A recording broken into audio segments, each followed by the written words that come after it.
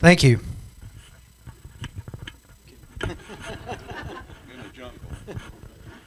I also heard a pretty good joke the other day. Obama was visiting with the Queen of England, and he said, Your Majesty, I've been very impressed with how efficiently you run your government. Can you give me any tips? And she said, sure I can. She said, you need to surround yourself with intelligent people. And he looks kind of wryly at her, and she said, well, you know, what you need to do is ask your folks some intelligent riddles so you can test them to see if they have that kind of intelligence.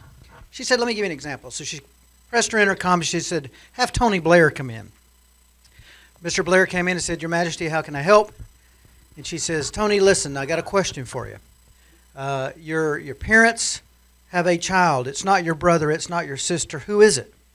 And without hesitation, he says, well, Your Majesty, that would be me.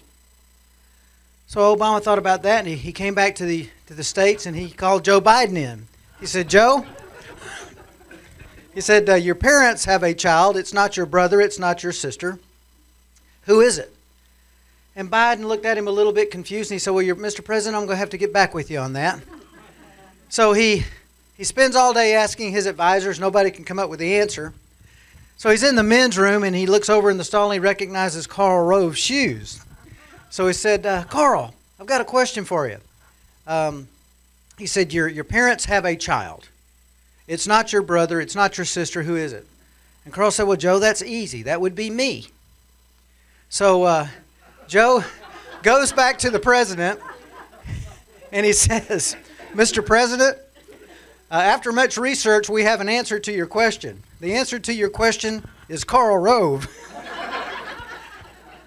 Obama gets up from his desk. He stomps over to Joe Biden. He says, no, you idiot, it's Tony Blair.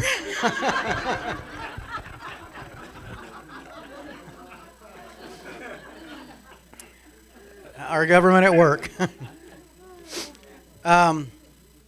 Listen, folks, we are in probably the most heated and challenging political debate that we have been in 50 years.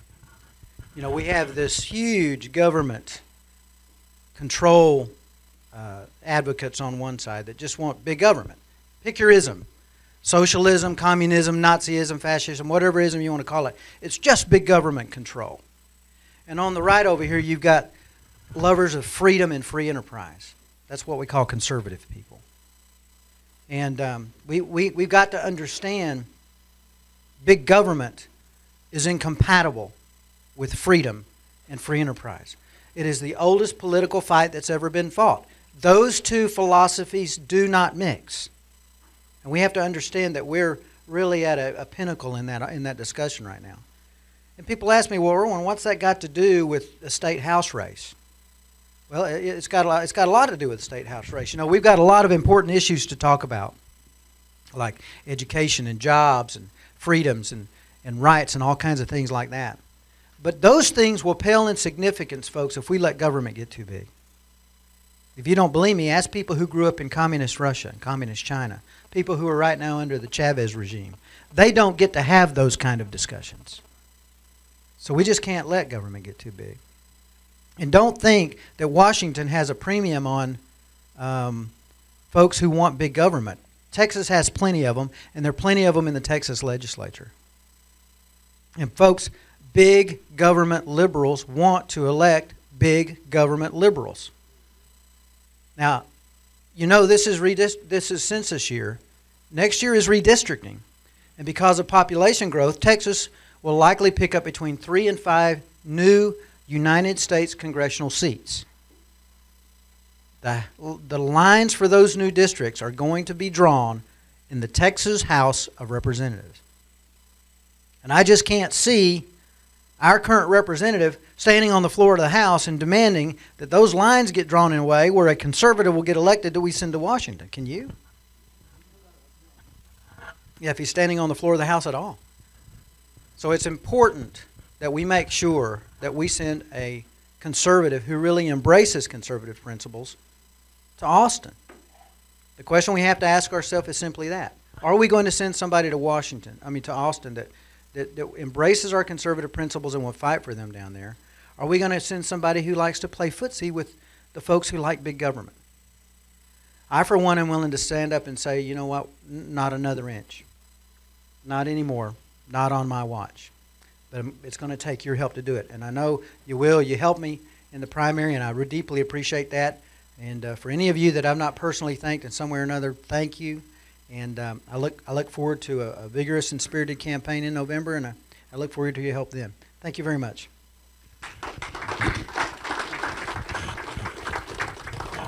Thank you, Erwin. I'm going to have to make sure my calendar's clear for January because I want to be there when you're sworn in.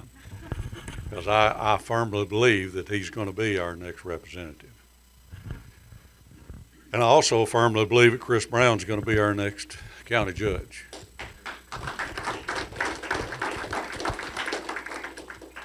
Folks, I wanted to let you know on the fundraiser, of course, you know we had a very successful fundraiser with our President's Day Forum.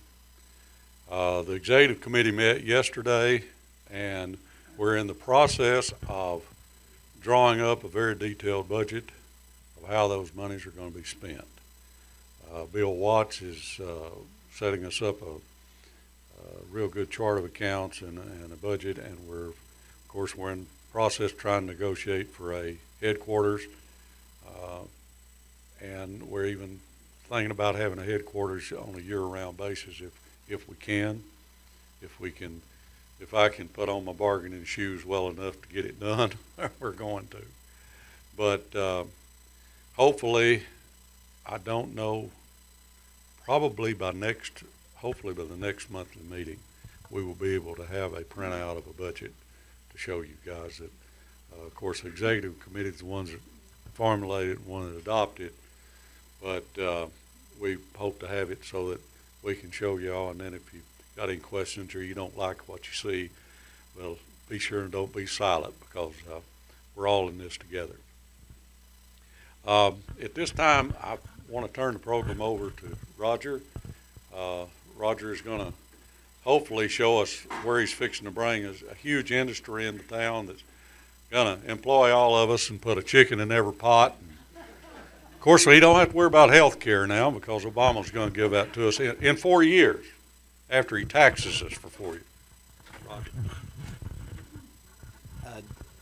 Well, thank you first for letting me come and speak to you. I really appreciate that. I don't do many presentations, but I'm really glad to be here today. I know some of you in the room, some of you I don't know, but there's 4 things I'd like for you to remember in this program. First of all, this is real informal. So if I stir a question, just go ahead and ask it. Okay? Secondly, you're required to laugh at all of my jokes no matter how lame they are. All right? If I tend to sometimes start preaching instead of just talking, and I'm a little different than the preacher at church. You can tell me to shut up. All right? So if I go too long, you just tell me. And lastly, even if I'm not making much sense, nod in approval, because one of my bosses is here, and I need the brownie points. All right? Now, thank you. For those of you who don't know me, I'm not a native East Texan. I came from Littlefield, Texas, which is out in West Texas. You know where that is? I lived there. Oh, really? All right. Well, I came from Littlefield, Texas, and for those of you who don't know about that part of the country, 2 things you need to remember. It's the part of the state where you can watch your dog run away for 2 hours. It is flat, okay? And another thing, if you see a tree out there, it means one of 2 things. Either there's a house there, or there used to be a house there, because trees don't grow out there. They have to be planted and nurtured and cared for. Okay, so you see a tree, there's something going on there. Now, I'm married to my first wife, and she's a loan officer here at Alliance Bank. I've got 2 children, Ryan and Robin. Ryan's 25 years old, and he works for the appraisal district. Don't hold that against him. He just fell in with a bad crowd. He's really a nice kid. All right. My daughter married one of the local fellows here, Jared Beck. You may know his family. They've been around for a long time. And Ryan and Valerie have produced one beautiful grandbaby for me. That's Poppy's buddy. All right. Braden, he's the greatest thing you ever had. All right. And I'm sure all you grandparents will agree with me. They're the greatest thing you ever had.